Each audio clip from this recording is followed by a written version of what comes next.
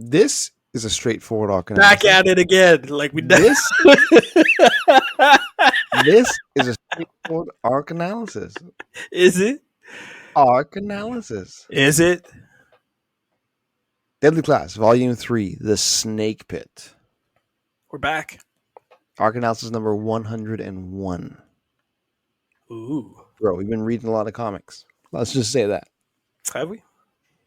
I don't know why I questioned that. Like, I don't know. Did you say what was that? I was like, I didn't even hear what you said. You're like, I said really. Oh, really? All I hear was "ow," and I was like, "What was that?" That was probably a better response to we've read a lot of comics. We've read a lot of comics. We don't even talk about half the comics we've reviewed because we're like, nah. There's a whole bin of stuff that we're like, nah. Do you want to talk about this? Like, nah. It's not even worth it.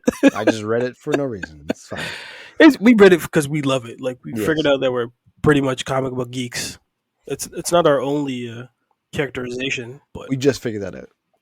It took us 4 years? Yeah. It's good. We had a celebration. Yes, published by Image Comics in 2015, written by Rick Remender, drawn by Wes Craig, colored by Lee Luridge. I feel like we should start. We don't really usually credit the colorists. Sure. Maybe we should start. That's a term that can get flipped real fast, but yeah, no. Shout outs to the colorists. Would it be illustrator? No. Wouldn't it? It'd be colorer, right? I don't know. Because there's we got to do a deep dive of comic positions. It'd be colorist. Yeah, colorist. That sounds, now that you've said that one time, now I feel like a racist. So I don't. No. You're not excluding the color though. You're letting the color in.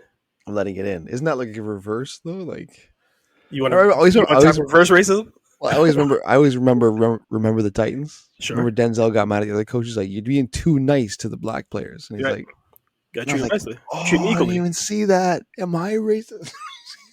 Well, no, you're mean to me, so no, you're not. Keep trying to treat me like one of your children. I'm not one of your children. I'm only mean to you because there's love there. See, that's what abusers say. Don't say that. don't say that. It's a fatherly love, Daddy. Okay, see, you've broken my brain 3 ways. 1, I don't like the nickname, but you keep trying to push it. 2, how are you fatherly loving someone that you call daddy? Daddy, that's the one. 3, if that's not racist, where's the colorist and all that? Like, the colorist is Lee Luridge, and he is amazing because yes.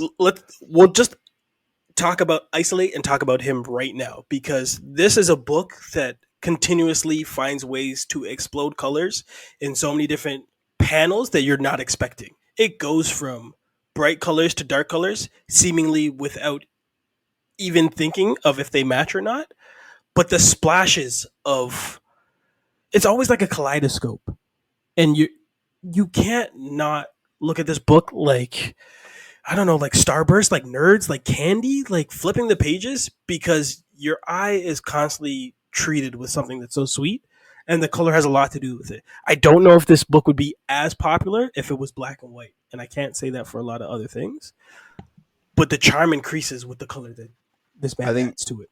I think you're right. We've said it before, like about other stories or other books where it's like, this one would work without color, or this one would work without words. This one needs its color. It adds so much to it, and it goes so well with Wes Craig's art. It's got such a unique look. I love it. Yes. I love it. It starts with issue 12, so it's 12 to 16. Yep. It's getting heavy. Yeah, and the first issue, like, well, I'll just give the breakdown. Following directly after the last volume and the battle with Fuckface and the Rednecks, that is his real name, by the way, Marcus and the others come face to face with the consequences of their choices and actions, all stemming from the relationship between Maria and Marcus that led to the death of Chico. So Chico was Maria's boyfriend, if you don't know. Mm-hmm. From a rival gang, yep. If you haven't listened to our last 2 volumes of Deadly Class, go and do that now. Our first ever. Check it out. Our first ever arc analysis was the first volume. Compare how our voices sound, because they're not as clean as they are now, and these aren't even our final forms. We still have to evolute. That's not the word I want to use. Evolve. There we go. Mutate. Look at you using colorist vernacular. That was a Pokemon term. Sure. Charmander, I choose you. That's your go-to, huh? No, it wasn't actually Squirtle. If you're talking about the starters or Squirtle, Yeah. Ah, Squirtle's see, my guy. you're missing out. I would have said Bulbasaur, but I went with Charmander. Fire does a lot, man. Nah. Fire was the hardest to start with, but they paid. I guess it paid off in the end because everybody loves Charizard. Yep. Whatever. Actually, Plant was hardest to start off with. No, it wasn't. Yeah, well, No, because the first gym is the rock guy your or the your age is ground guy. showing. Yeah, I don't give a shit. That that first red and blue man Right? was obsessed with that. The 94, 95. It was good. It was a good way to get a Game Boy. I still remember my first team. Okay, so What's your all-star lineup? Since we're already in it, I don't want to talk about it. I mean, you might as well. I asked the question. My Fans all want to star. know. I don't know all star because I I mean, don't know them all. your first six. That's what I'm talking about. So it was the Blastoise. So that's the Squirtle one. Yep, it's Uh, final form. Pidgeot. Butterfree. No, it wasn't him. He stinks. Golem. That was the big turtle, the big tortoise. Yeah, the rock tortoise Yep. Okay. from Geodude. Yeah. Sandslash. I don't. He was like a shrew. He was like this Electrode, who was just the ball. That was good. Yeah, he was crazy. And who was my sixth one? Oh, Hitmonchan, like the punching bag. Oh, okay. All right, that's not bad. Because he had like the ice punch and I'm surprised you didn't say coughing because you sent me coughing memes for coughing. I a think whole year. because he's the funniest look. He's just his voice was hilarious. It sounds like some guy going coughing. Or That's lick a what- tongue. Lick a tongue was dope. No, he wasn't. And this is the first time that we're not doing our trope of talking about something else because we're not interested in the book. I was just really interested, and we got into a vein about Game Boy, and we haven't played Game Boy in a long time. A long time. And that was I haven't played Pokemon since I think the second one with Silver and Gold. So it's but I still remember that first one. I was like, yes. Anyways, These books are amazing. I love Deadly Class, man. I could read this. Like this is like how long did it take you to read this? Done. It was like Well, yeah, 30 minutes. you just burn through it. Yeah, and then you go back to look at your favorite panels and see Yeah. how brutal it is. Because again, it's just kids who have been trained to be assassins, and sure, that's not a simple premise, but the joy and the charm of the book is how they end up killing whoever they have to kill. Because the storyboarding of like the fight scenes, like Maria goes off in this. Like this is Maria's book for the first two issues. Like she's the smartest, she's the most capable, but she's the power player that they have to take off the map. So like I love that the fallout from what happens when they're trying to fight Pigface in that room. And I went back and read that last issue before I jumped into this. Yeah, that's wild. Because it's so great, right? Like she ends up using a pitchfork to kill somebody. That was crazy. Just leaving that and then seeing them split and then break off into teams, like I love that. And I remembered the chase in the street with the vendetta because the whole I guess Mexican cartel is now after Maria and Marcus for the fallout of Chico, and it spans the city. Like they go all over San Francisco, but like the climax of it and the artwork for the climax when they're on the bridge is just beautiful. Oh, the bridge scene is crazy, and it's funny you said that because I was like when I was reading it, I was like, man, where are the cops?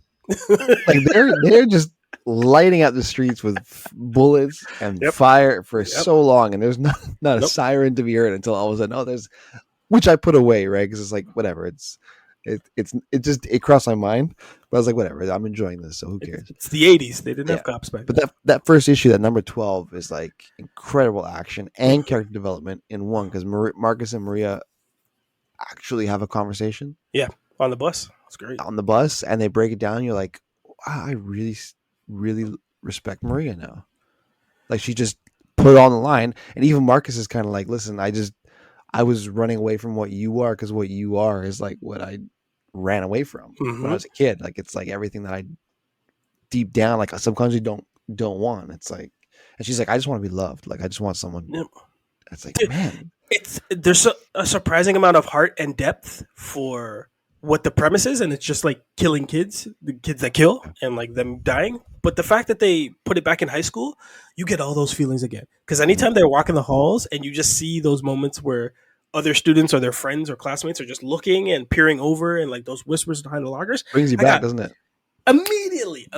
So like to be in Marcus's position, if that's who your avatar is for like this read, you've been in a position where you're chasing one girl, but you have another, and you're not really sure of who you are yet. So you think you want one thing, so you go after it, Meanwhile, the thing that you had was probably the best for you, and you could flip that around. You could been Marcus as a girl, and you have one guy, and you're chasing another guy. Like it doesn't really matter the metrics. We've all been a spot of I want to be loved, but I also want what I think I want, and you don't know yet, so you're constantly making mistakes, especially as a high schooler. Like it's mistake after mistake after mistake, but it's looking back, it's so much fun as opposed to like being in it. Like it was life or death. Yeah, yeah, and they he carries Rick Remender is able to like really carry that angst that comes with Mhm. all this because it's true when you're chasing multiple girls or you're interested in multiple partners and it's like I want this one and then you kind of get that one you're like wait a second no I don't I want Yeah. this I I mean, want that one wait. I just had this. I like this back here on the and then bottom. the first one doesn't want you anymore it's like wait Yeah. hold on a second wait Yeah. why don't you want me Yeah. it's this whole like confusing time that's really really exciting at in the moment and very dramatic. And you feel like a victim, even though you're the one causing the most Yeah, harm. But like, I yeah, don't like. I just want to love and like, yeah. can I love you? Like, so to have that layer as always the undercurrent of like death. And I think that's a great metaphor for what they're going through, right? Like it is life and death, both in the school, like literally, but figuratively. Like these guys need these relationships to survive, and you find that out more and more as you read of like how tight knit these kids have to be in order to survive high school, and that's kind of what high school was like. I God forbid you were the person that had to go through high school alone, but that must have been torturous. You needed at least one person to just be like, bro, like we're normal, everybody else is weird. Yeah. Or like we're weird and everybody else is normal. Like you just need that one person to ride with because it felt like life or death, right? So as as you and I trade notes off of how much we love this book, again, you're just knocking all these things loose in my head of like, oh wait, was like this entire book just basically a microcosm for the high school experience? Because it was life or death. Like you remember the day that like you spilled something on your pants and like tried to hide that for like try walking the hall with Chocolate like milk. like that was it. Like you can't survive without that. And this was long before again, we're old, before like cell phones would really just like plaster all your information around. So I can only imagine coming back to this premise in like a futuristic way where technology is overruling everything. But that's me jumping off the deep end off of something that I really, really enjoy going back to. Like I constantly love going back to this book. Yeah, and then there are beats. Like, what did you think of Lex's death scene? Amazing. Hilarious. And I forgot because I remember Lex, but I forgot how he doesn't make it Yeah, through. And the fact that he's just a hole in the head is just perfect. After and, him like talking to himself, being like, "I think I'm the hero. Like I yeah. saved all you motherfuckers, and this is the things I get." Just turns the corner. The first time I read this book, I always got Billy and Lex mixed up Right. because they have similar designs, but Same with Petra and Saya, a little kind bit. of. Yeah, you're Yeah. right. Yeah, But I think that's by design too. probably for Marcus's sake, right? For Mhm. his whole angle. Did Saya leave because she was counting on Maria getting killed? I Because don't. like when the buildings burning down, she's with Yeah. Billy and she's like, "Let's go. We'll meet with them later." She could have gone back like Willie did, Yeah. but she was like, "No, no, let's go." And She's the one that I never really get a handle on. a read, yeah, same. But she's That probably the best for this school. Like she's the both like born to be an assassin, where everyone else is hundred like, percent. I kind of fell into this and like I'm stuck. Her and Maria, I think. I think Maria doesn't want to be this, but again, you get her whole stance of like, I'm a product of my environment. Like you killed my mother when she was in the kitchen. You killed my father when he had to steal for his hungry family. You've left me with no choice and now get my revenge. And then immediately she gets her revenge and like goes to hug Marcus. Like I feel empty. Like this, I got everything I wanted and worked my ass off for, and still there's nothing there. And I was like, I love this girl. Like she's Yeah, perfect. And Marcus is like, I love you. You're like you're perfect. yeah, But it's too late. Like the damage is done. Oh, yeah. it's so good. So And then the way that storyline goes is like, oh. good. Yeah. What do you think of Willie cockblocking Marcus I don't know if he cock with blocked. Saya? I don't know. So like I've been in a Willie position, and Okay, I don't think Willie's as in control as Saya is. Like again, I think to high school me, the girl's calling the shot. Like I'm just smiling and like happy to be there essentially. right. But it's like if I'm like yo, if I call you, I'm like, yo, Dank, I really like this girl. I'm gonna like try and make it official with her. And then we get off the phone, and you immediately call that same girl and tell her everything I just told you for your sake. And then so when I that's basically what happened, right? Kind of, but if I'm arguing for Willie, Marcus had always had Maria in his side pocket, and you can't eat with two mouths. I'm not saying his justification is right for the way that you did it, but I like believing that the women are in way more control than the men are in these situations, especially in high school. And then me flashing back to like, I'm glad she was more forward than I was because I didn't know what the fuck I was doing till I learned how the fuck I was doing. And to your point, I love Saya's reaction to this. She was just kind of like, "Listen, you guys are friends. You're both doing this to me, so I'm just gonna go with neither of you, Yeah. and you guys need to figure this out because this is weird. I don't want to become in between your friendship." And then Marcus, being the dramatic little baby that he is like goes off the deep end and does all his drugs and stuff. And it's like, okay, well, But a product of his environment, right? Like he spirals immediately and often off of everything, and then has like little moments with is it Billy talking about like his scars and the fact yeah, that a lot was inflicted onto him, and then at a certain point he had to start inflicting to himself for control. So again, you get another spin of like his rationale. Like you're not right for it, but you can see him trying to put more onus on what he gets to do. But again, if I'm thinking back to high school, like our friends group were all incestuous, essentially, right? Like we were around each other and just dating each other, and nobody was smart enough to say like, "Hey, I love you. I only want to be with you. Fuck everybody else." It was kind of like I'm gonna bury my feelings, and then at some party I'll explode. yeah. When you're drunken, So like all of this makes sense in like a weird, fucked up way. I'm which not saying anybody's right. It's just you're dealing with hormones, and like anybody that shows you an inkling of interest and like is cool, you're like, let me just see what happens here. Like, yeah. And it's actually one of my notes here is it. Marcus is easy to hate, but also easy to relate to for high school coke to some extent. Like I wasn't cutting myself, I, but I didn't come from that environment. But I'm talking when he like the skirt chasing and like yep. this girl gives you a bit of attention. It's like love of my life, and then being dramatic, like oh she hates me. It's like man, I really was like that. Yeah. It's like damn, but I hate reading it. So it's maybe because it's such a reminder, but I don't know. Yeah, we were all assholes and just Yeah, hormones out the selfish. wazoo. Imagine if we could kill each other. Like, man, it'd be bloody Yeah, and like I, satisfying. I guess I don't know. probably so, in certain instances, like he would like Victor, for example, the Victor character. Wait for Victor. We don't get You Victor love yet. Victor, don't you? I love Victor when he Yeah, comes in, but we get a tease of Shadnab towards the end, Shabnam. Yeah, yeah, because he and so bangs. and Marcus ends up sleeping with the well, was the first. no, don't give it Yeah, away. But like we get some flashes to. I really like how they introduce characters because it's constantly a revolving door in terms of it's high school and everybody's a power player, but everybody's essentially trying to get into Marcus's clique, at least the way that it's written, yeah, because sure. he's the pipeline to everything. So either you want him out of the way, so you have to get close to him, or like you just kind of want to be associated with him for whatever reason. Like he was picked as the chosen one, even though he shouldn't be. But it's his story, and we're getting it through his journals and through his mindset. So I like that he's the pipeline. But it just, I think from either this one, sorry, either the next one or the one after that, it's just a free fall of Yeah, new characters and just the new grades and like clicks that start of melding together and how we can survive this stuff. So I'm kind of loosely remembering enjoying reading further, but like me getting really upset of the characters that they start pulling away from the normal pages that we get.